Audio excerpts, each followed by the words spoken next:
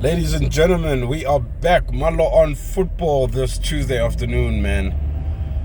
What a beautiful and glorious day. Not really because of weather, man. Just life, you know. Sometimes we just have to appreciate life, everything that's going on in life. I heard a quote that says, whatever's happening in life, you're always winning. You're always on the upside, man. Just the fact that you're alive, breathing, doing your thing, striving for whatever it is you're striving for, you're on the upside, man. You're winning. So yeah, man, welcome. Malo on football, just a platform where I give my views, man, on everything that's happening in the beautiful game of football. So here we go. Funny, I was driving this morning listening to radio when they were talking about the Kylian Mbappe move, and I don't know who the DJ was on radio, but he mentioned that, the Saudi Pro League is now becoming, in his view, one of the top 5 leagues in the world. And I was like, okay, guys, let's maybe just hold on a second with regards to this league.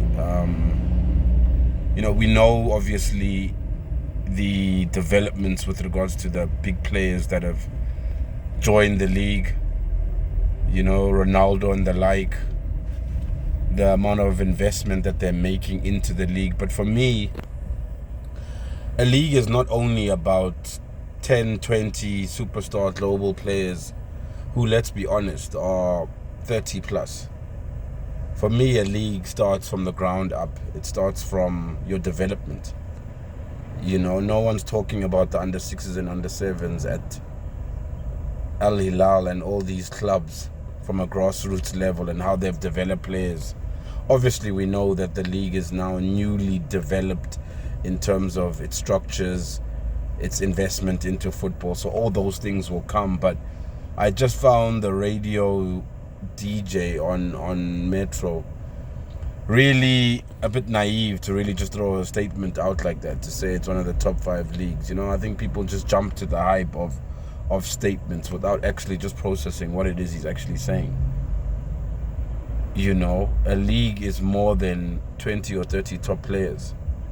There's broadcast, there's sponsorship, there's administration, there's so many other factors that make a league what it should be. To even compare it to the likes, he even went to the extent of saying maybe even surpassing Serie A. And I was like, what? Serie A? Does this person know the legacy of the clubs associated in Serie A? To throw such a rash statement like that. I think people get so excited by big name players. And now all of a sudden, I don't even know if this DJ could name 5 clubs in this league. I don't know if you could mention 3 sponsors of the league. I don't know if you could mention 6 sponsors of teams in the league. I don't know if you could mention 1 ref in the league. I don't know if you could mention the accessibility globally of the league. I don't know if you could mention anything further than the players that are associated with this league. And obviously he's mentioning the league because Kylian Mbappe is now having to make a decision after PSG accepted a bid from Al Hilal of somewhere in the region of 290, I think 5 or 6 million pounds. So Kylian Mbappe now has a decision to make.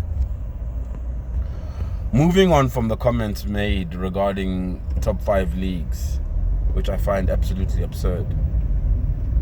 Absolutely absurd. You've got the French league, you've got I would even put, the American league above the Saudi league, with everything that's happening there. But let me change topics.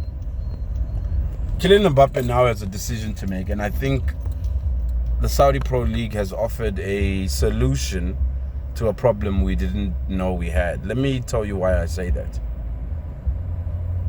In the past, you would have players who, similar to Mbappe, have 1 year left on their contract and need to make a decision of where they want to play next.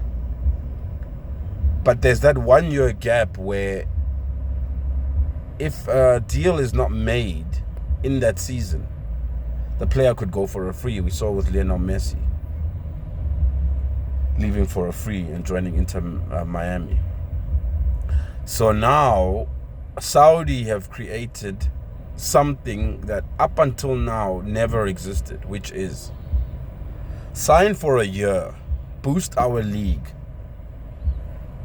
boost our social media, boost our income stream from a attendance point of view, boost our brand as the Saudi Pro League. For 1 year, we'll pay you 300 million pounds or whatever the case. Then you can leave. This is the interesting part. Then you can leave, because we know he wants to join Real Madrid or remain in Europe, according to sources. So that is a get out of jail free card, potentially, for maybe everyone involved, except maybe the player. Because you have PSG, who are getting 300 million pounds potentially if he makes the move. You are getting Mbappe, who, knowing that he wants to leave PSG, and that Real Madrid are not maybe were willing to pay the money now for him, because they'd rather take him on a free.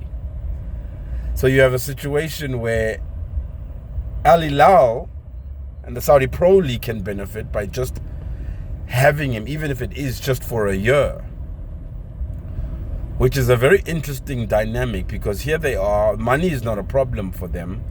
They're trying to boost the league. Mbappe will boost the profile of the league, even if it's just for a year. So it's a win-win for everyone. But where it's not a win is now for the player, because Mbappe himself now has to make a decision and say, do I want to play in Saudi for a year? Do I want my family to live with me in Saudi for a year? And this offer was only made yesterday, but I think he's got a couple of weeks still left to make a decision. But I don't think it's as straightforward as what a lot of people might think. A lot of people would say, take the money, go for a year. But being a footballer that he is, he wants to play consistently in the best leagues in the world. He wants the eyes of the world to be on him. And that's why I was saying in my first statement that this radio DJ, without any context, saying it's the top 5 leagues, when players like Mbappe, I think, would be leaving if it was the top 5 leagues in the world. But clearly it's not. That's why there's this conundrum. If this was Germany, France, Portugal, Spain, England, I think he would leave. But the fact that it's not, it's a complete culture shift for a year. So yeah, man, really interesting conundrum that Mbappe finds himself in, or not, or maybe he just takes the money, plays for a year, goes to Real Madrid. What happens though if Real Madrid, when Mbappe is on a free, because of the shenanigans, and I mentioned this in my previous video, don't make an offer for him? I guess some European team will, and he can ultimately find himself still playing in Europe, where we know he ultimately wants to play. What would you do, man? The Kylian Mbappe saga keeps twisting and turning. A lot of people would say, take the money, play in Saudi, and then play in Europe thereafter. It's probably a win-win and the best for everyone, because PSG want him to go. Why would he want to stay in a club that don't want him anymore? So interesting chat this Tuesday afternoon. Let me know your thoughts, man. Malo on football this Tuesday afternoon. All things football, man. We out.